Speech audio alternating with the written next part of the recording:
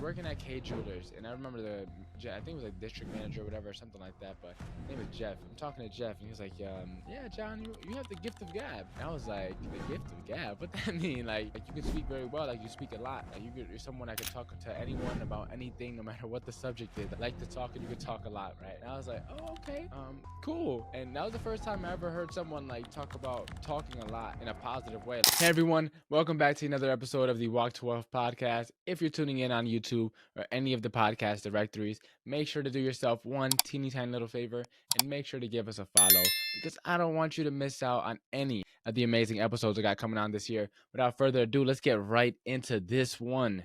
All right, so in this episode, I want to tell you guys how I got into public speaking. My boy Darren, I was like, "Yo, bro, what do you want me to talk about on the podcast?" He was like, "Man, I want to learn how you got into public speaking." And I was like, "All right, word, I got a story for you then." So I'm going to break this up into 2 or 3-ish sections.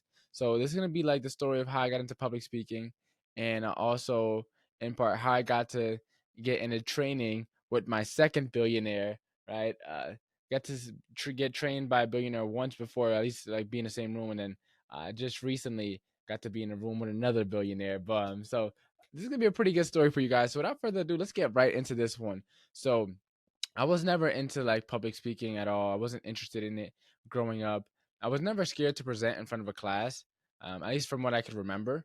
But there was no like real charisma to it or whatever. I was never really, I guess, someone who saw themselves presenting in the future. I don't know if anyone imagines that they're going to be a public speaker, but I know for a fact I definitely wasn't, at least. And so I got into college, as you guys know already, dropped out, whatever.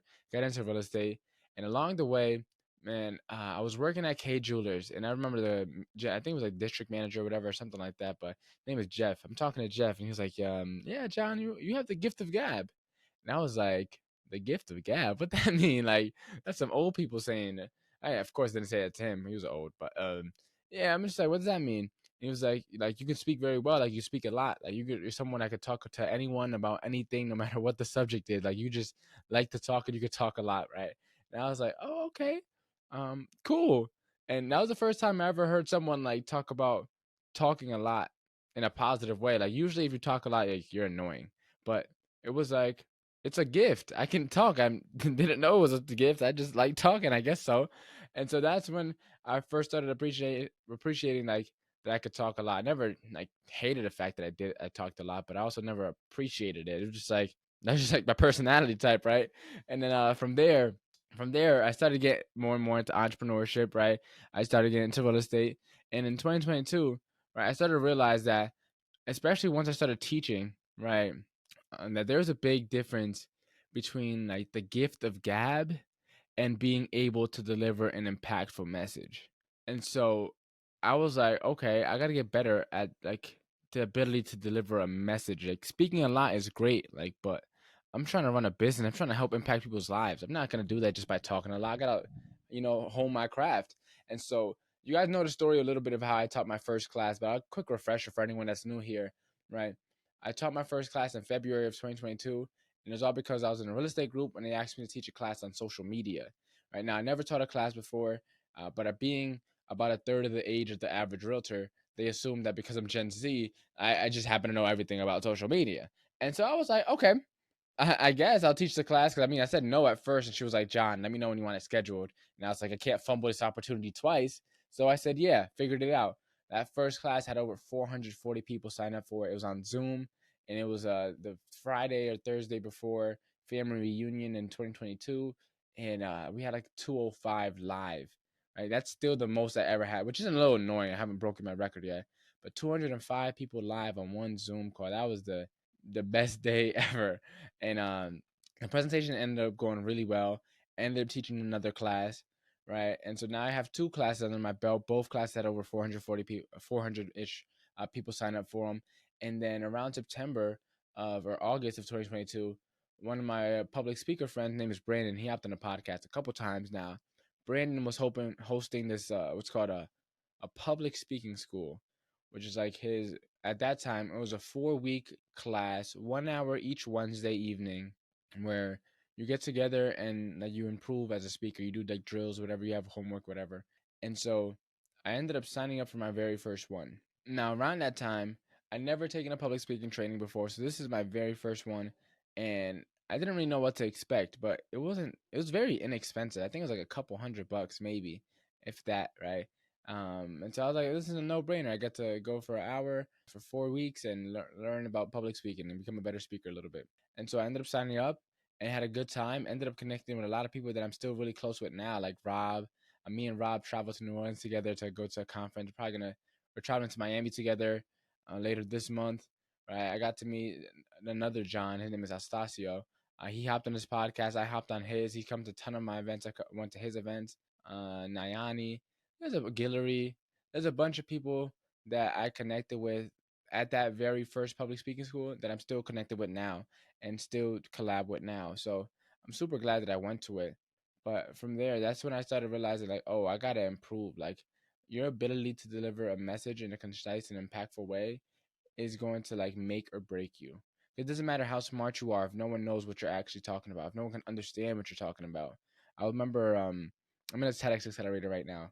And so I remember my TEDx accelerator, right?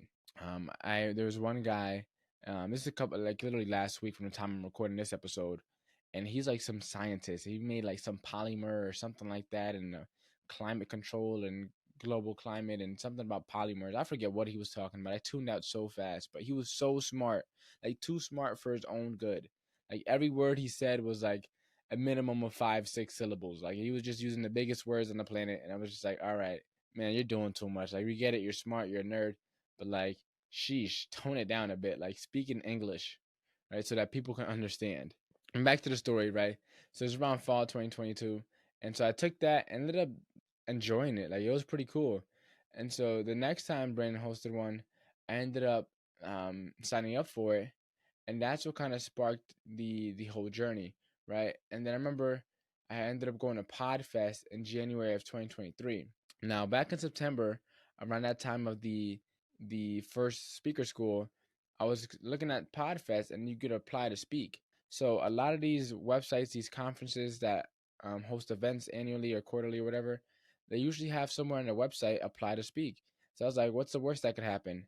And so I ended up applying, and they denied me actually, but then they approved me to speak for, it's called a Pecha Kucha speech, which is like 5 minutes, 20 slides, 20 seconds each slide. And so I was like, okay, cool. And they comped my ticket. I just had to pay for my travel and my hotel. And so I ended up signing up, and that was my first ever in-person gig that I landed, right? And so in that room, it was definitely over two, like pretty much well over 200 people. And I remember, and like I'm here, and it was in Orlando. I'm in the room in Orlando, and I remember they called me up, and I remember grabbing the mic, and I said my opening line. I was like, all right. Normally, when people come up to stage and it's like they ask, "Oh, who here is from New York?" or "Who here is from California?" and yada yada, and the crowd goes crazy. Well, I'm from Connecticut. No one's usually from Connecticut, so I'm just gonna skip that part and get right into my talk.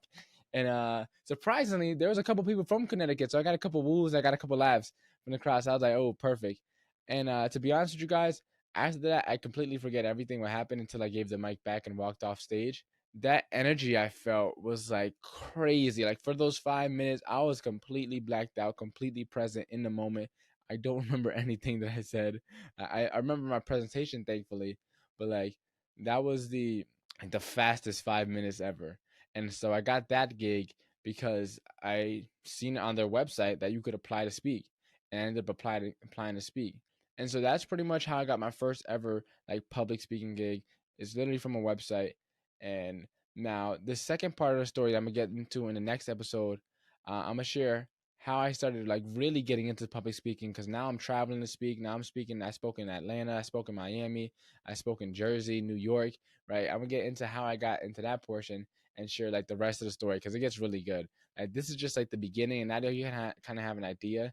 Like it all started with my manager saying, "John, you have the gift of gab," and then from there, I ended up getting asked to teach a class on social media, and then from there, I signed up for Brandon's public speaker school, and then I ended up getting my first gig just because I seen on the website that you could apply. They denied me, but they said, "Hey, you can do this instead," and I was like, "Yeah, sign me up for it."